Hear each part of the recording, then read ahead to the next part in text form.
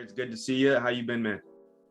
I'm better now. I've missed a couple of weeks of action out with COVID. I'd sidestepped it and dodged and weaved for 2.5 years, but it finally managed to land one on me. We were talking before recording about it, and as you said, it could have been a hell of a lot worse. I'm living, I'm breathing, which is better than so many millions around the world. But even with a relatively mild case, COVID is shithouse. It is terrible. So anyone that has had it, even the most mild case, has my sympathies, has my thoughts, because it is a nightmare thing to deal with. So I'm nowhere near 100%, but I'm very much, a whole lot better than what I was a week and a half ago. Well, it's happy. It's good to see you, and it's like I'm happy that you're here. So yeah, let's everybody's staying safe out there, I hope. So let's talk some basketball. Why don't we? Yes. So Absolutely. okay, biggest thing first. I want to talk about Bradley Beal's extension. I believe it was 5 years and then 250, 251, I think. Either way, it was a little around $250 million. Yeah. And then the no trade clause on top of that. I wanted to get your thoughts. Is that a win move or a lose move for Washington? Look, in the grand scheme of things, as far as winning a championship, it is a loss for Washington. Beal is a star, but he's not a superstar. And I wrote about this in an article last week that, this was a really, really good offseason for the almost superstar bracket of the league, Beal being chief amongst them. $50 million a year, I mean, for a guy that ideally should be a second option, that's great work if you can get it. But at the same time, Washington's goals aren't necessarily championship. Washington's goals are, be good rather than great. They're a team that looks to make the playoffs. I'm sure they didn't last season, but they had a tumultuous season. Dinwiddie didn't fit. Beal got injured and was struggling before that anyway, in his worst season in years. But now, they've got Johnny Davis, they've got Beal coming back. Porzingis should be more acclimatized. Even Kuzma will be more acclimatized.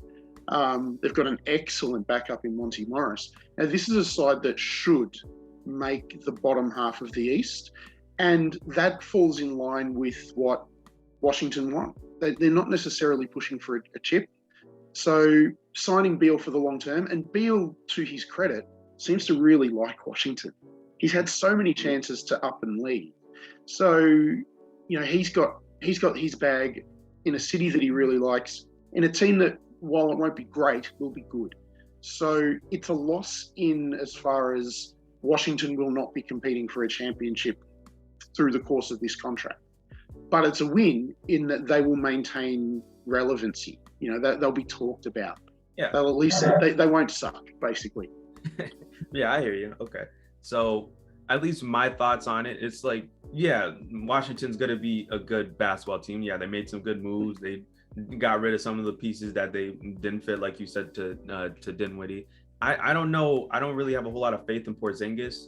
It's just the lack of consistency from him. For me, that's the biggest thing, because I feel if the consistency was there, then he's definitely a number 2 guy on that team. But then you got some of the other guys like Rui Hachimura and some of those guys. He's been getting better over the seasons, but I think we're still waiting for that breakout season from him to be a solid player. And I think it has to do more with just being a consistent jump shooter. And then to your point with Beal being keeping Washington relevant, but I just can't help but think that he signed that extension. His main mission was to get that financial security and then end up wanting to go somewhere where he can win in a few years down the line.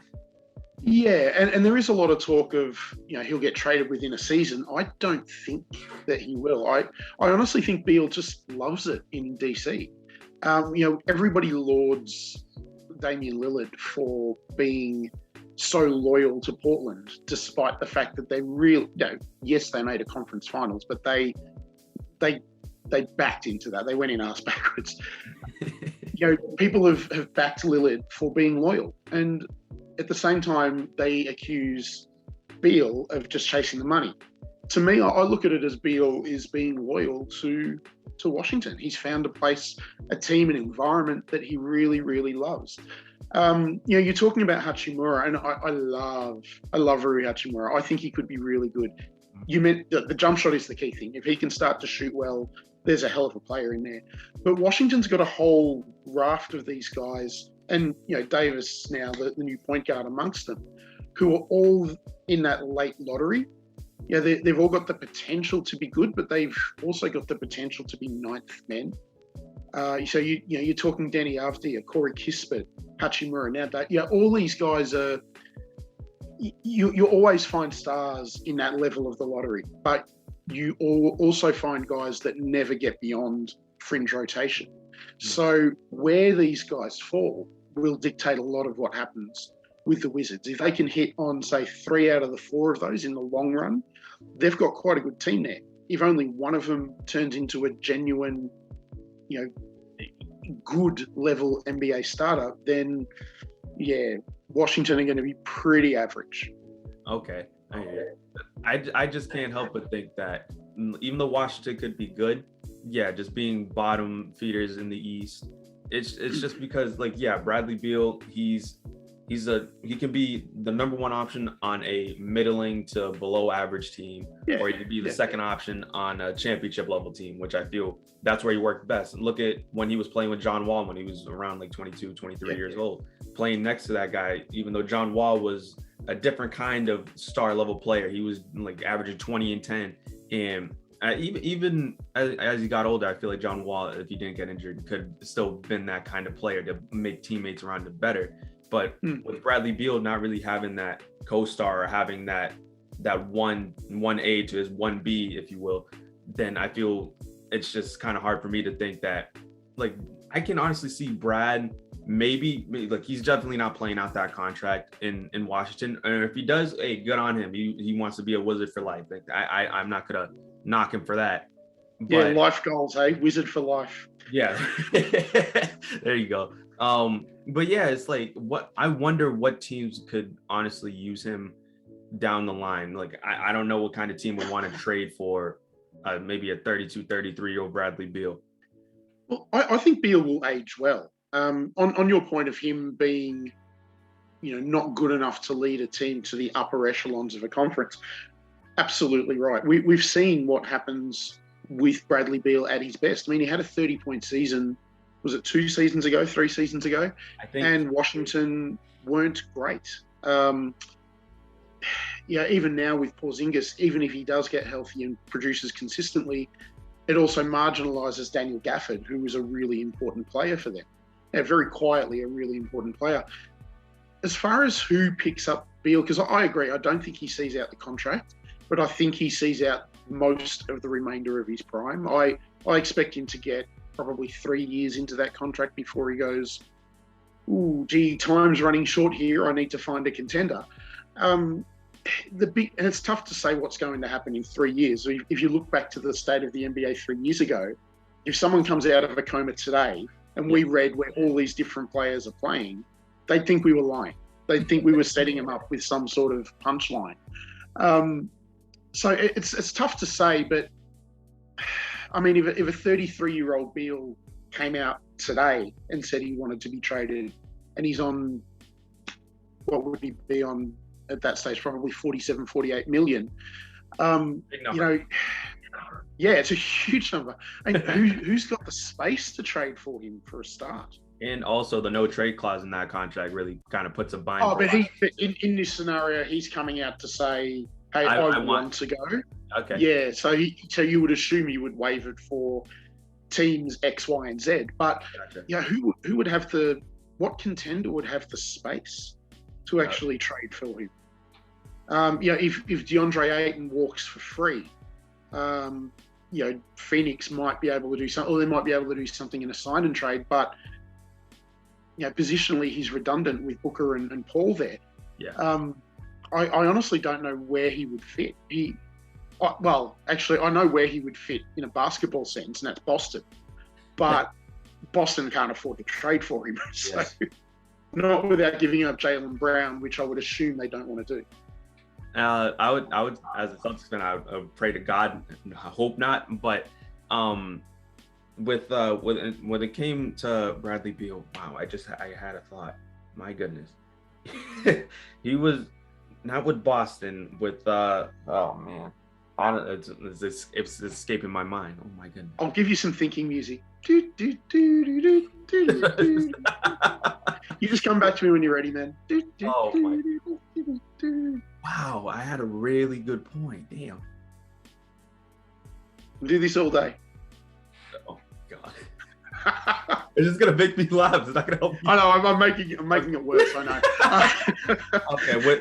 All right. Well, my. We'll circle back.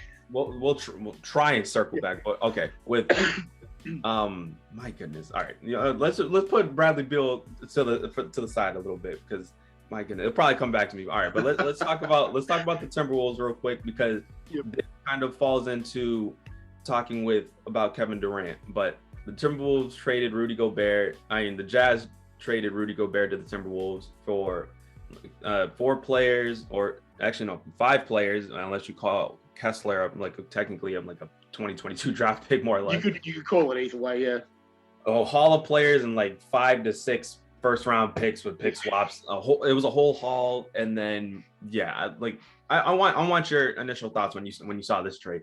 Well, look, as a Jazz fan, this is one of those things where I woke up to Twitter scrolling through Rudy's traded, and look, I'm too young to remember Maravich in a Jazz uniform. So to me, Gobert is the 3rd best player in Jazz history, behind Stockton, Malone, Stockton, whichever way you want to go. So it is a sad day, and he's a guy who genuinely seemed to care for Salt Lake and the people. But at the same time, this had run its course. The Mitchell Gobert thing, you couldn't run it back. Quinn Snyder knew that. He was worn out. So it was one of those things where you go, okay, this is a necessary evil. We have to trade one of them, and Gobert is probably the one to trade given his age. Then you see the haul, and suddenly you're going, ooh, okay. If there's going to be a franchise that you want to trade picks from, it's probably Sacramento, because they're going to suck forever and ever, amen. Yeah. But then you're looking at places like, Minnesota and maybe even the Knicks, really, places that just are consistently out of the running. So if you're going to get picks from anyone, and I want to say here on the record that I love what Minnesota are building, but at the same time, if there's a franchise that has a very strong chance of somehow finding a way to shoot themselves in the foot, it's the T-Wolves. And we'll touch on this later, but we're seeing what happens when you trade for picks from a traditionally accident-prone franchise, in what Boston have built from Brooklyn's picks, what Houston might be able to build from the next haul of Houston picks. So if there is a place that you want to trade Gobert to, Minnesota's not a bad option. Minnesota can talk themselves into this can build us up, this can make us into something, but at the same time, the Jazz can talk themselves into this franchise consistently fucks up. So the first few picks might be lower, but the back end of this could be gold.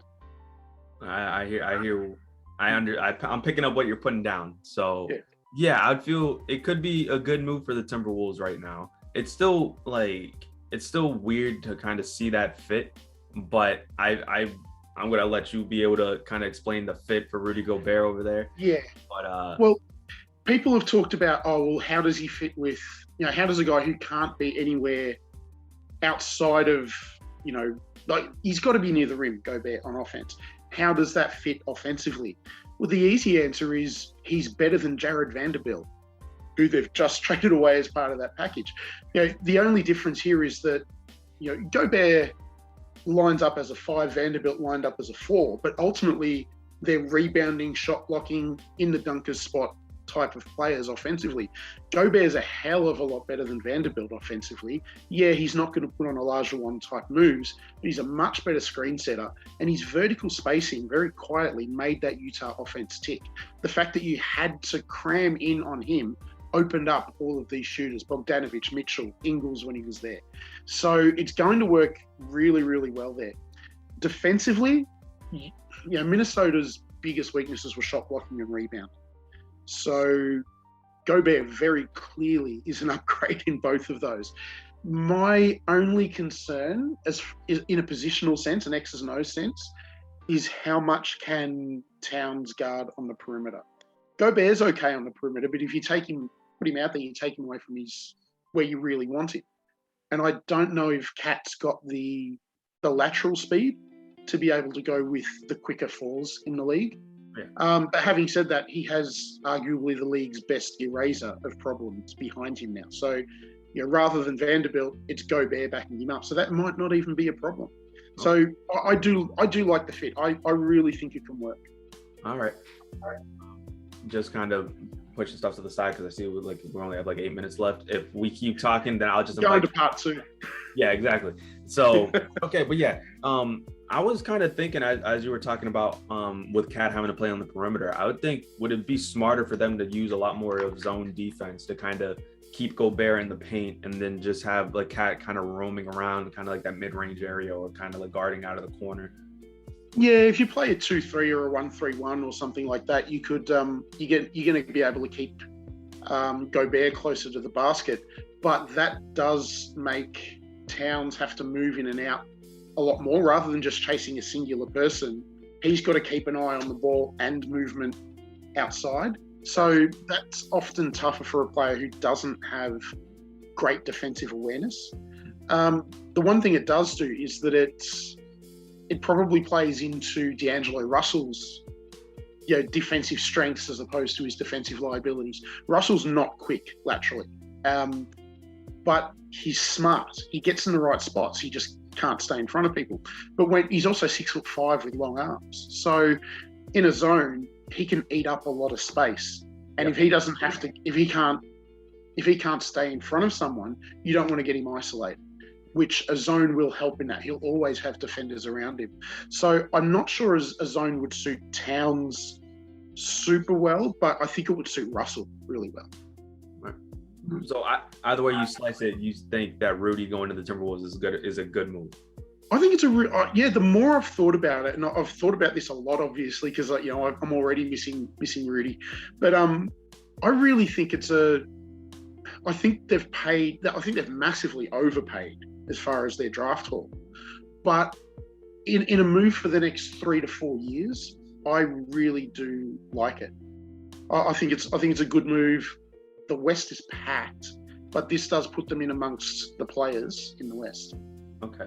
All right. So on the Timberwolves side, you think it's a good move. For your Utah Jazz, how do you feel? Is their team, obviously you guys gave up the best player at the moment, the best player in that trade, but are the Jazz still viable to compete right now? I know they said they have no interest in trading Donovan Mitchell, so that's good news for you. But yeah, just looking at the draft hauls and some of the young guys you got back, I think it's still, you guys can still be competitive, and even years and years down the line, just expanded that window. Yeah, look, Vanderbilt's a really good rebounder. Beasley's a wonderful shooter. He's inconsistent in other areas of his game, but if the Jazz can unlock whatever it is in him, then they've got themselves a really good player there. I got to admit, I didn't scout Walker Kessler all that closely, but the more I look at him, the more I think, well, he's certainly a very, very good shot blocker. He might not have anything else to his game, but that's enough to be at least a rotation piece. I love Vanderbilt's rebounding. Bolmaro is a really good playmaker. Can't shoot a lick, but he's a really good playmaker. And of course the picks could be anything. The picks could end up being 23 to 30, like all of them, if this really works well for Minnesota. But if they flame out in 2 years, we could be looking at, mid to late lottery picks. And of course, that depends then how Utah draft. Danny Ainge has got like most long-term GMs, he's got a spotty record in the draft, but where Ainge really falls down is those mid-first round draft picks. So that does concern me a little bit, but at the same time, sometimes you can just luck into a start. Look what happened with Utah and Mitchell. They expect him to be a defensive ace. As it is, he's an all-NBA candidate. Yeah, I feel. Do you believe that the Jazz could realistically explore trading Donovan Mitchell? I know they said they wouldn't, but they absolutely could. Yeah, no, they absolutely could. And if they find that Mitchell isn't quite as happy with because the thing is, Mitchell's never had a losing team as such. Even when he came in as a rookie when Hayward left, the team was much better than expected. So if this team's suddenly on course to win 25, 30 games, how does Mitchell cope with that? He's never had to cope with that before in his professional life. Does he suddenly pine for New York a hell of a lot more? And if that happens, then, trade him for KD, see what happens. No. But, what happens then? Brooklyn obviously can't trade a lot of draft picks. There's New York's got a fair bit of draft capital, which will certainly help. And again, New York's one of these franchises that traditionally screw it up. So if there's a franchise to get picks from, it's not a bad one. I think they're tied to Mitchell as a club, though. I think they want to rebuild around him. But at the same time, it's a non-zero chance that he gets traded.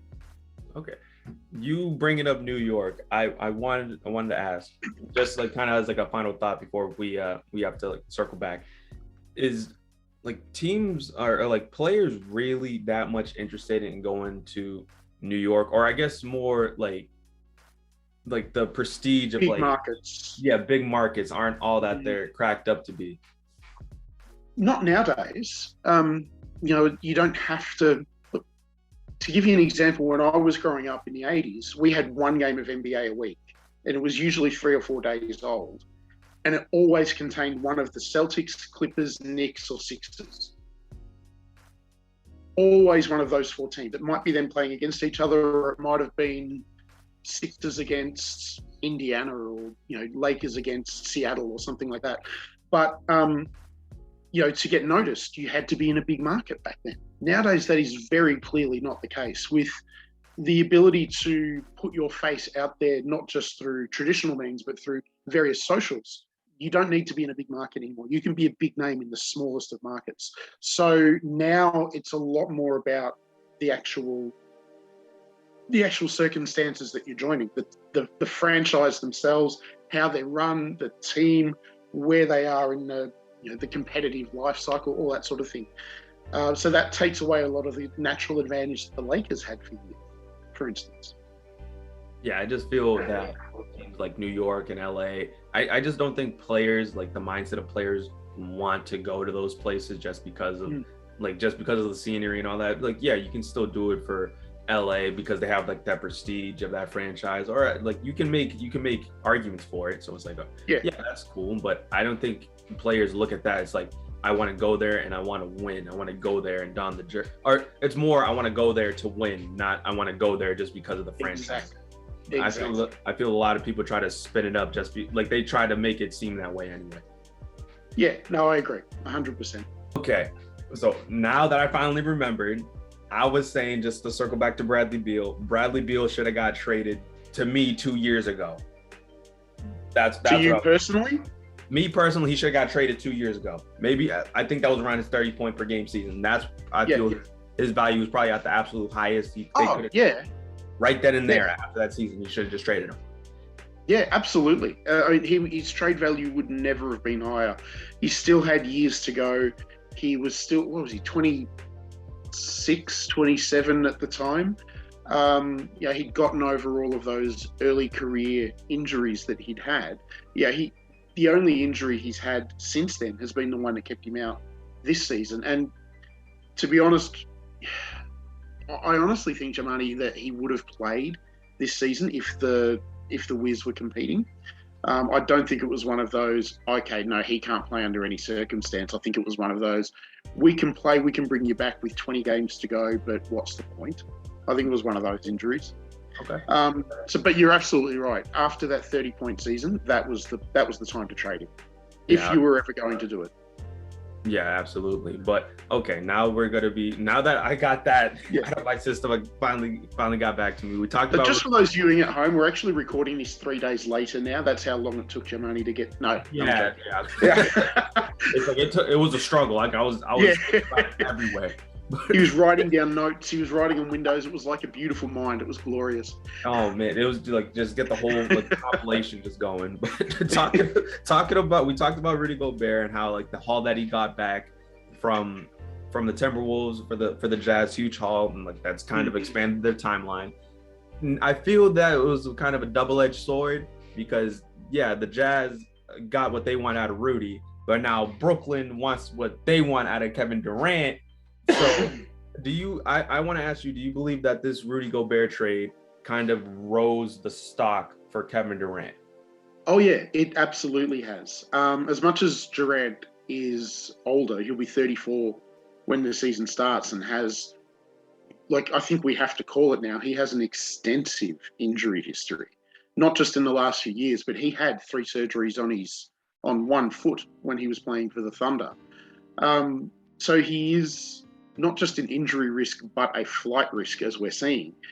But at the same time, it's Kevin Durant. You know, the one thing that gets me though is that,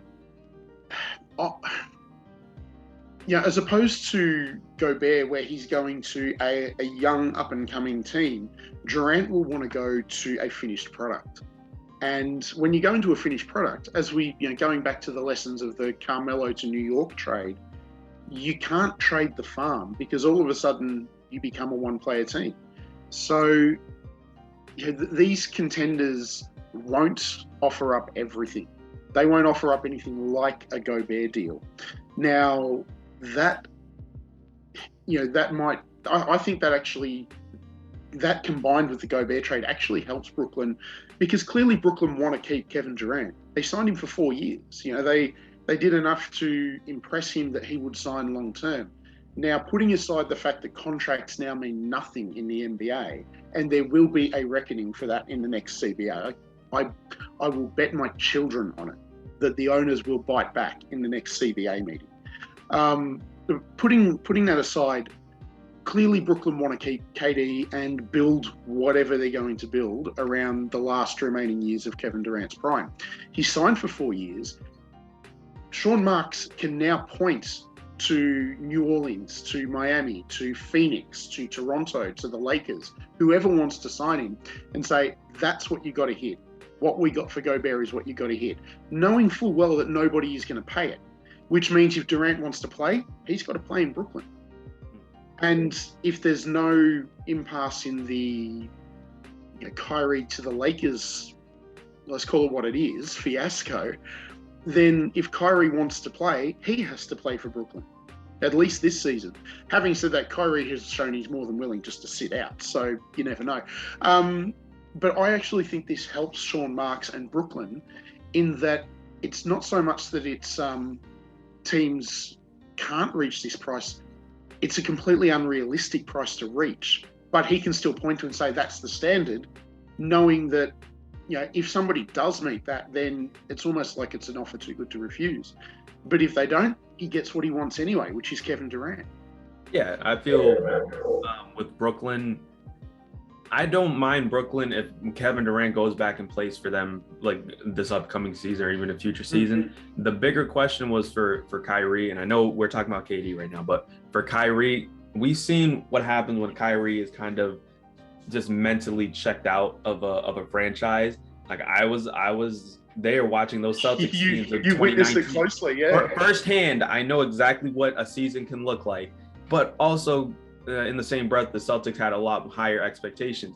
Even this Brooklyn team, still, when these guys were like 100%, it was a team focused on one goal. They're a championship team. They were the first seed in the East for a long time before Kevin Durant went down.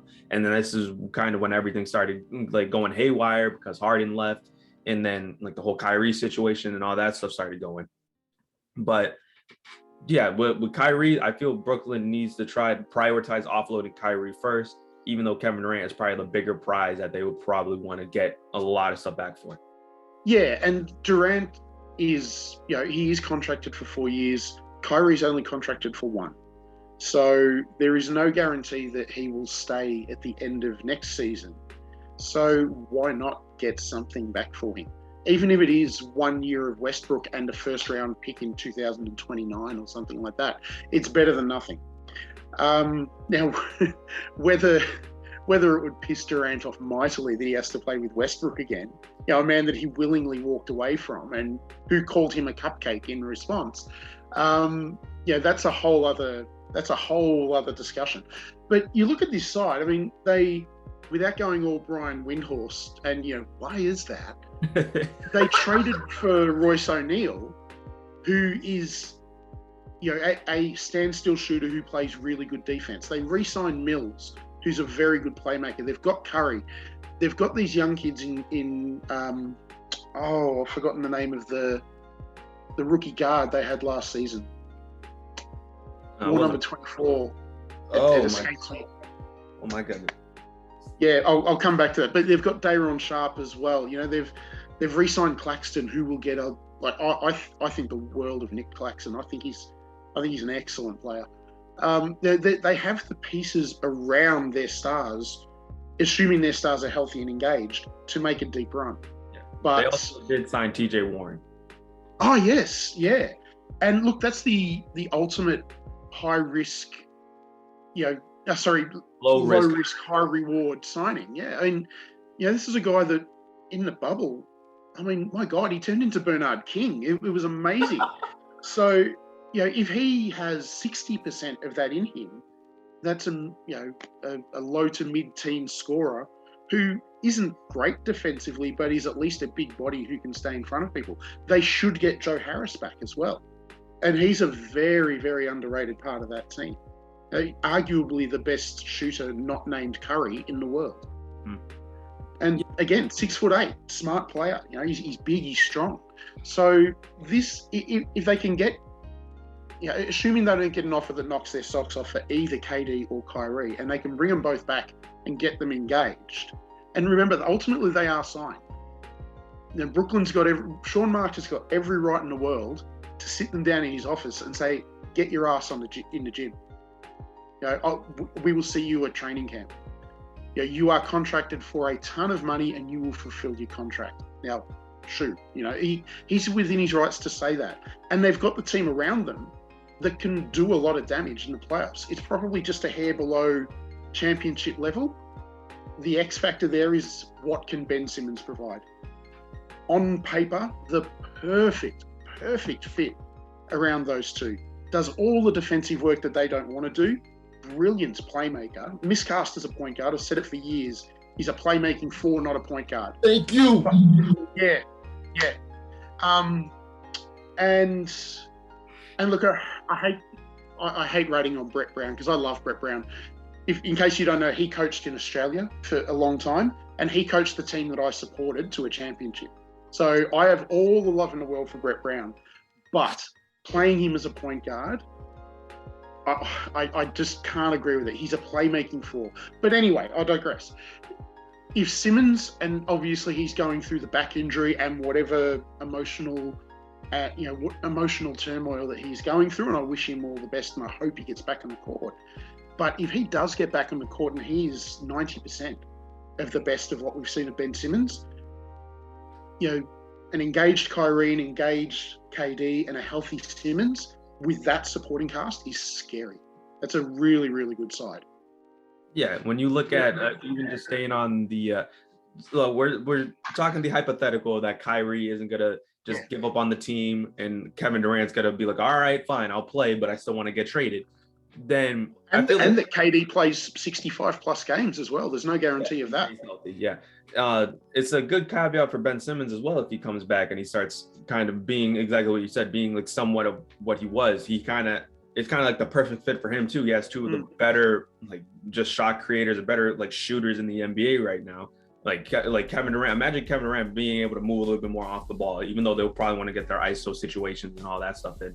But the playmaking, the amount of ball movement Ben Simmons can have when he has the ball and he's trying to like get to the lane, and you like a diving Ben Simmons off a Kyrie pass and then shoots to KD out on the wing. It's kind of hard to just deal with that as a defense. But if nothing else, if you put him in a Draymond Green role where there's a high pick and roll, like 5 feet above the 3-point line with KD or Kyrie, he can catch and he can play make, but he's also a better finisher than even peak Draymond, quite frankly. So, he could feast, with corner shooters, Curry in one corner, Mills on the other, Harris on a wing. Like, you just play with one of the, or even Durant on the wing, or Kyrie on the wing. I mean, Simmons could drive a freight train through there. Now, there's one thing with that I think this shitstorm around Brooklyn helps Ben Simmons in one really underrated way, and that's everybody talked about the Simmons should be right for Game 4, and that's become almost a meme in and of itself. But if and when Simmons comes back, if everything else was calm in Brooklyn, he would be the focus. Now the focus is going to be on, does Kyrie want to be here? Does KD want to be here? Simmons is like way down here on the priority list for people now. So he can almost come in under the radar a little bit and just reintegrate himself into NBA basketball. It's probably, almost by complete accident, it's probably a much better situation for him now than what it was coming back late last season. Oh yeah, for sure. The amount of mental pressure that would have been on his shoulders coming back in a playoff game, and people are expecting him to like even get like a 14-point triple-double or something against like the number 1 defense in the NBA. But even playing 15 minutes in a playoff game when Kyrie's there, KD's there. Yeah. This is the guy who's returning. This is a guy who will put them over the top. Now all of a sudden, all the focus is going to be on the other 2 resident stars. Simmons can just sort of slide in a little bit and just get his feet wet, ease himself back into it without, there'll still be some spotlight clearly, but without anywhere near as much spotlight as he would have had. Yeah, he's not going to get dragged. He's not going to have his name just dragged through the mud. I feel like the expectations of the team would be lower on him anyway. Yes. But okay. All right, so just going away from the hypothetical, let's look at how it is right now.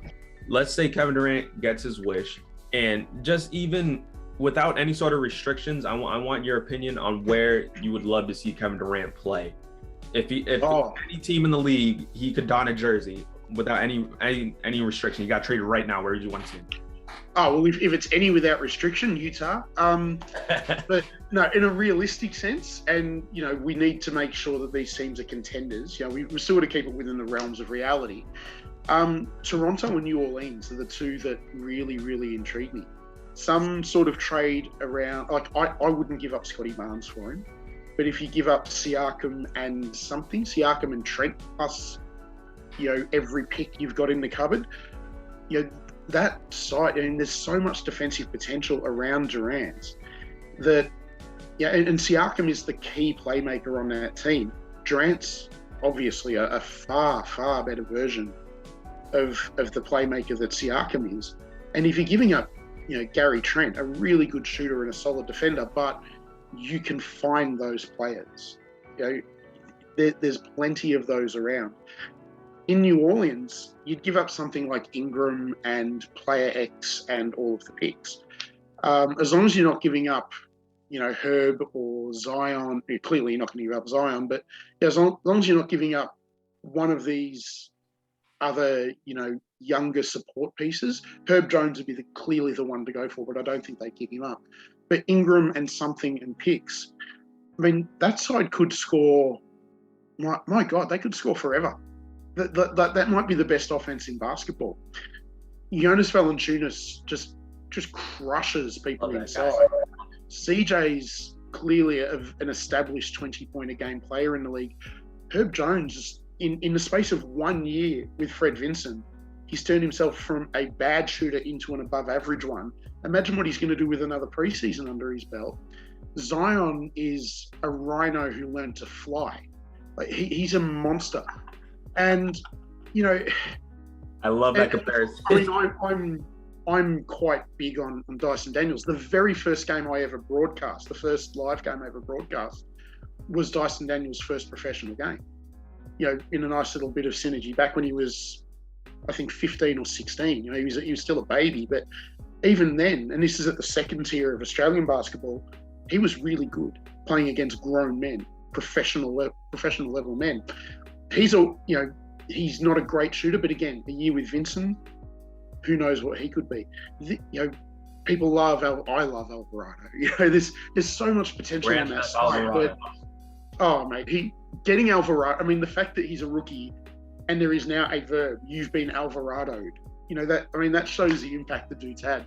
But this side, there are scorers everywhere on that side, and then you throw in Durant, arguably the best scorer of the last 25 years. Who stops that team? Oh, absolutely. Well, injuries. Injuries is the only thing that stops it. I could think of one, and it just sucks because it's real, like Durant, because I don't you probably wouldn't want to go to New Orleans, which sucks because honestly I think they could probably have the best package for Brooklyn. If something around Ingram, it's a good starting point for Brooklyn. Yeah, my thing is, it's like Kevin Durant and Brandon Ingram. It's like, I remember when Brandon Ingram was coming into the draft, everybody always wanted to throw next Kevin Durant, or they always have that comparison for a player. But I love that because they were tall and skinny. Yeah, no, I understand that. But it's like, if you're New Orleans, would you be so quick to say, all right, you guys can have Brandon? Because what were some things that Durant and Ingram, what does Durant bring to you that Ingram does? Obviously Durant, I'm not trying to be like, oh, Brandon Ingram and Durant are they're neck and neck. Obviously Durant is the guy there, but being able trading all these assets to get somebody like Kevin Durant, where you can kind of have somebody who does roughly the same thing. Well, the two schools of thought is that if you look at the playoffs that Ingram had, he went up a step, but was that temporary? Because if it's temporary, then we spent an age talking about Bradley Beal being ideally suited to being a second option. I think Ingram at the moment, if that step up in the playoffs was just an aberration, he's more suited to being a second option on a high level team. Now, Zion coming back could make him that second option if Zion can stay healthy, which is big, bold, italics, underline, 1,000-size font, if. So that's what you've got to weigh up. You sit there and go, okay, well, if Zion is going to have a career that is effectively over by the time he's 28, 29, similar to, say, Yao Ming, similar to Yao Ming, someone who was effectively done in his late 20s. If Zion's going to have that sort of career simply because his body can't take the pressures, the rigors of NBA basketball, then you trade for Durant and you go for it now. If you think Zion can be effective through to age 32, 33, you probably want to build this team out a little bit because they're so young. Outside of CJ and Jonas, and Jonas Valanciunas, really good player, but he's not a key player. CJ definitely is. But outside of those two, it's such a young side. You probably want to let them grow. But Durant is just straight up better than Ingram. There's no doubt about that at both ends of the floor. But for me, the big thing is, New Orleans will know this better than anyone else because they've got the medical records. But if you believe that Zion is here for a short time, a good time, but not a long time, then you make the move and you bring in the best players around him to win right now. Okay. Yeah. So just to your point with Durant, you're saying Durant has been consistently good in those kinds of clutch situations. He's come up when the teams needed him to. And Ingram, he just started to show that, but you want to see more consistency in those kinds of situations from him. Well, it's not even consistency. He literally, he stepped up a level in that playoff series. He was fantastic. I mean, he's generally that sort of 22, 23 point a game guy. He averaged 27, maybe something close to 28 in the playoffs. And it's extremely short sample size, clearly. But, he showed something. He's just about at his he's just about to hit the peak of his career. So if that is what he's going to be, if he can be a consistent 26 to 28 a game scorer, then you sit there and question, well, is 2 years, possibly 3 years of outstanding Kevin Durant, is that worth us giving up 8 years, 6 years of Brandon Ingram plus all of the picks that have to go out with him? It's not a decision I would want to make. Like this is why, this is why Griffin gets paid the big bucks. He has to make that call, not you or me. And thank Christ, because I wouldn't sleep at night weighing this one up. Because ultimately, it's his job if it screws up. It's on him. Yeah, absolutely. Yeah. It's a big decision for just kind of a final thought for this whole Kevin Durant trade situation. Yeah. For these teams, there's it seems like everybody around the league has called the Nets about Kevin Durant. At least kind of kick the tires about it. And you see what the Nets are asking for. Like when Phoenix called, we want Devin Booker, we want this, that, the other. From the Timberwolves called, they want Karl Anthony Towns and Anthony Edwards.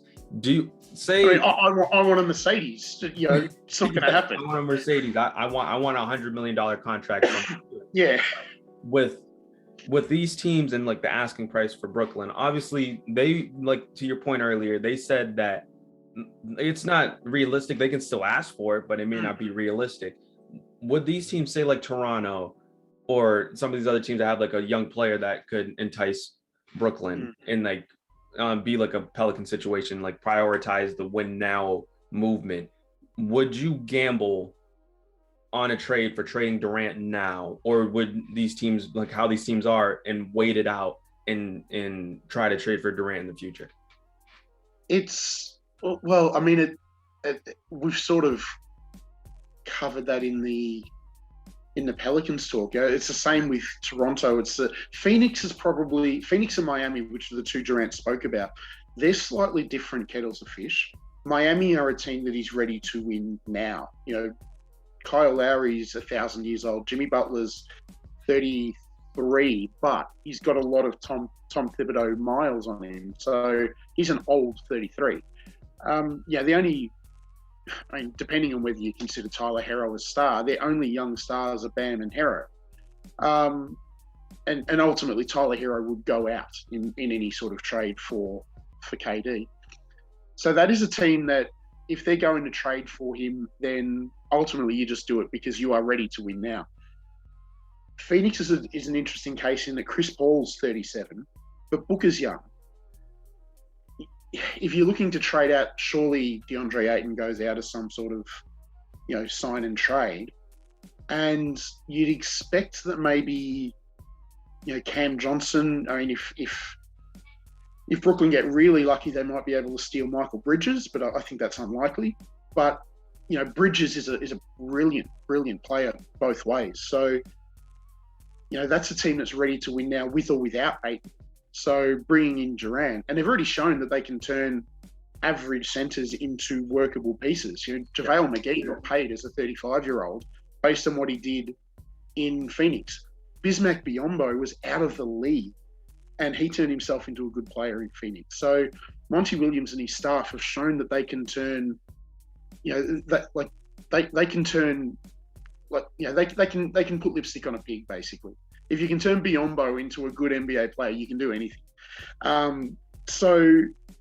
Losing Ayton and probably Cam Johnson for getting Durant in, I think Phoenix should really explore it. They're going to lose Ayton anyway.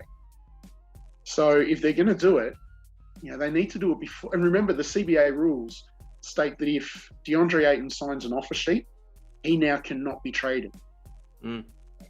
So, he can't be part of sign and trade. Okay.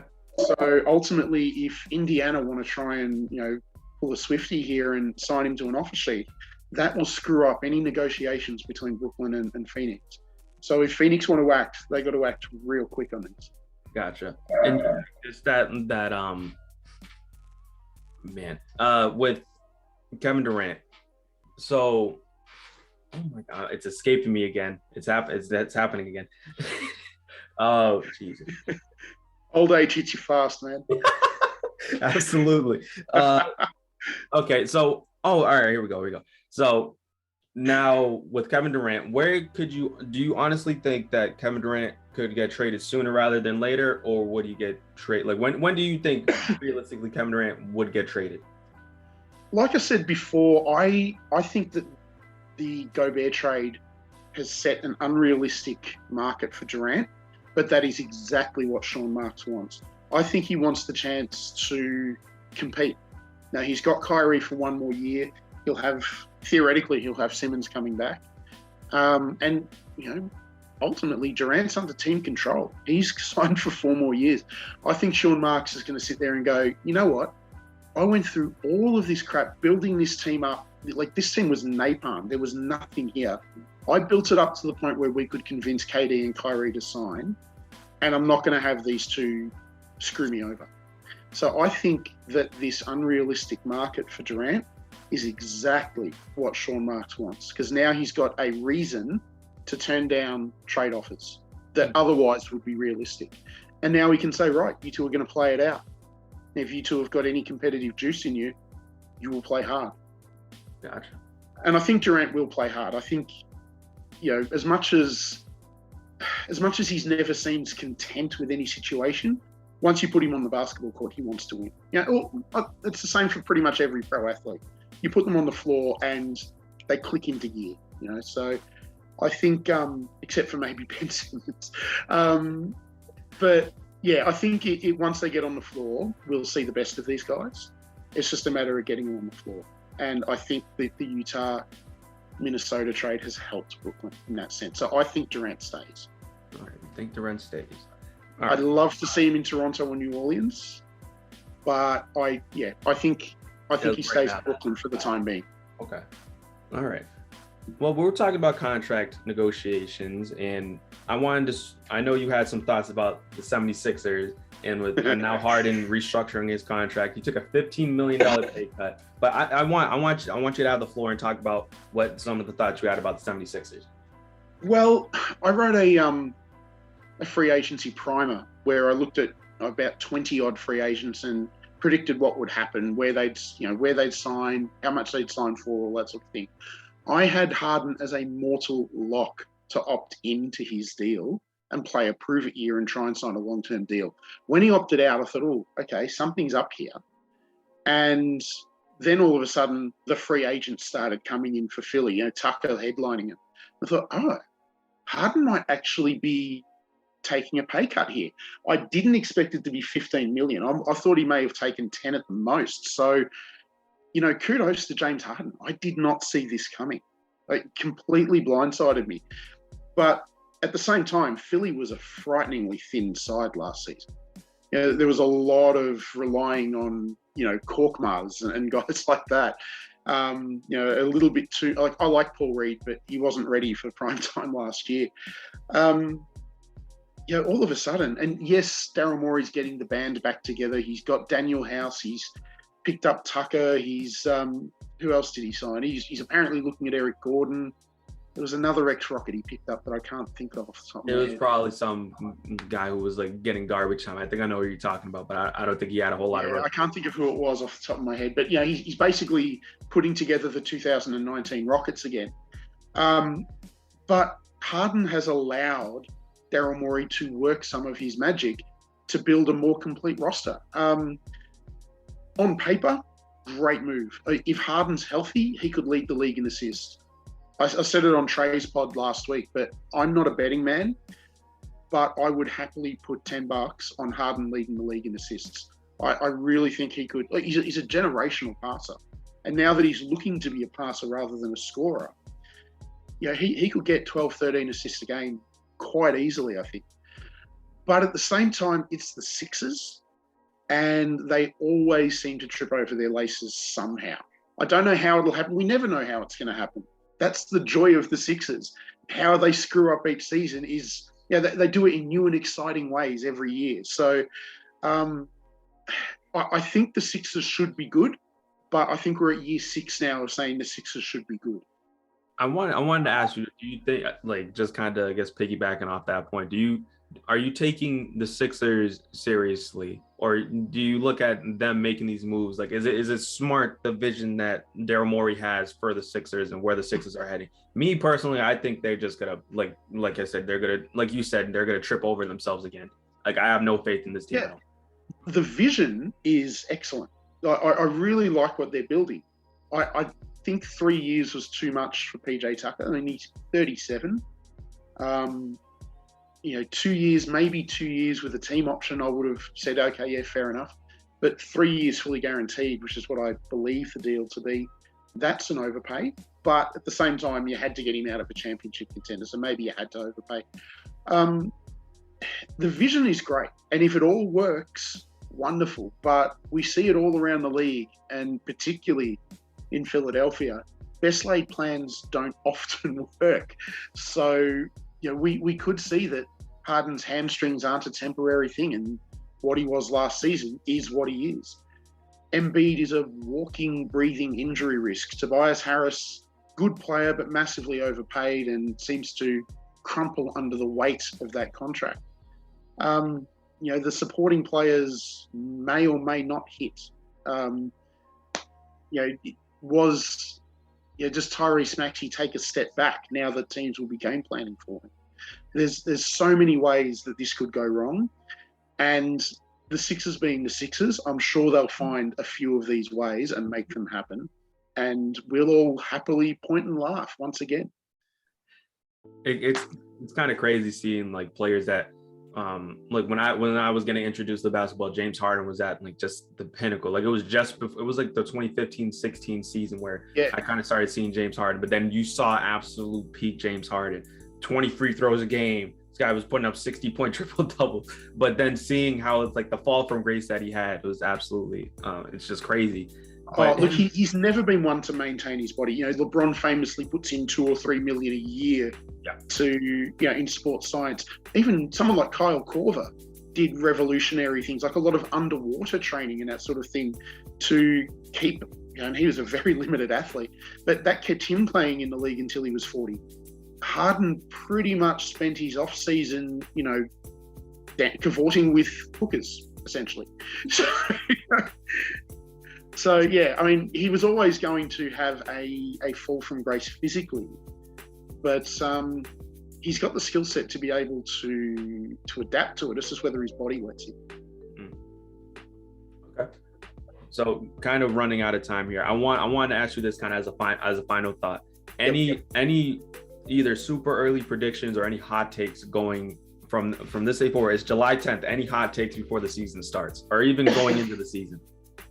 Hot takes.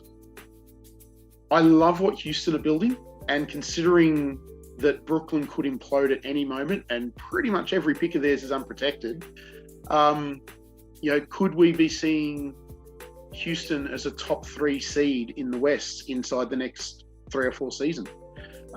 Something that's a little bit more immediate, I suppose. If he's healthy, I love John Wall's addition to the Clippers.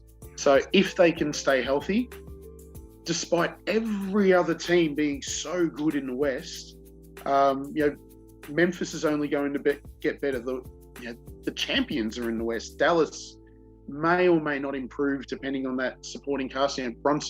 Losing Brunson does hurt them. Minnesota will be better. The Lakers theoretically should be better, but I have no faith in them. I just have this sneaking suspicion that if the Lakers can get 70 games out of Kyrie and 70 games out of PG, that they might top the West. That's a fairly hot take considering they didn't make the playoffs. But I think there's potential there for them to sit on top of the West. You talking about Clippers, right? Yeah. Okay. Oh God, no, not the Lakers. No, the Lakers are a shit show. I think if the Clippers can get some good health, I love their lineup. I love that roster. I would say my hot take for the season, or at least going into the future, is that Luka is going to be absolutely just pissed off with Dallas. and maybe not a trade, but you're gonna just see the wheels start turning more and more, because we've seen like kind of cracks a little bit. It's a lot of stuff maybe behind closed doors, but I told you this before when we first talked, that I feel Luka is like he's losing his patience. So that's kind of like my hot take in the West. I'll do one for the East. For the East, I think the additions of Malcolm Brogdon.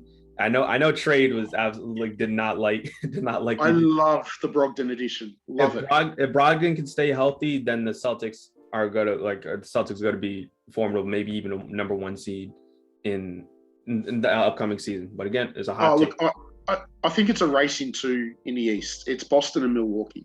Milwaukee, I think Milwaukee make the finals last season if Middleton didn't get hurt.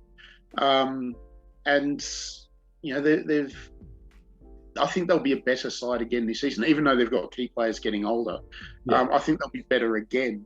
On Luka, Luka for the first time ever looks cut. Like you see pictures of him in the off season, and he genuinely looks fit. Like he's always had that puppy fat. He's always had that.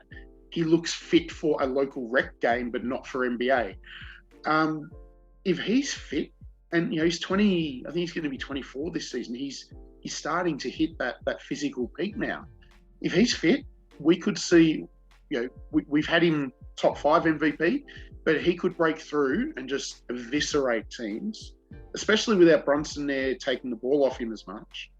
He could eviscerate teams, and I think there's just quietly, I think he's in for an MVP caliber season. I'll agree. I'll end on this agreeing with you. Absolutely, Luka could at least be an MVP finalist at the worst.